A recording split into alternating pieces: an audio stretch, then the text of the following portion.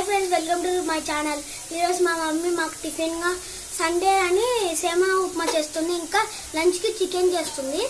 ఇప్పుడు ఆ సేమియా ఉప్మా ఎట్లా చేస్తుందో చూపిస్తాం. మా రాయలసీమ వంట తయారు చేసే విధానం: పచ్చిమిర్చి, క్యారెట్ ముక్కలు, ఆనియన్, జీలకర్ర, ఆవాలు, కరివేపాకు అన్నిని వేసి దీన్ని బాగా డీప్ ఫ్రై చేసి దాంట్లో వాటర్ వేసేయాలి.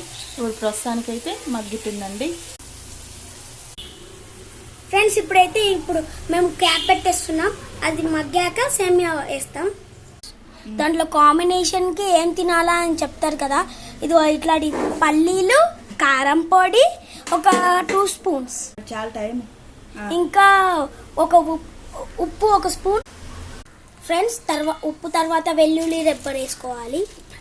వీళ్ళైతే కొంచెం పుట్నాలు కూడా వేసుకోవచ్చు మిక్సీ పట్ట. ఫ్రెండ్స్, మా సేమియా ఉప్మా రెడీ. మేము తినడానికి రెడీ. పల్లి పొడి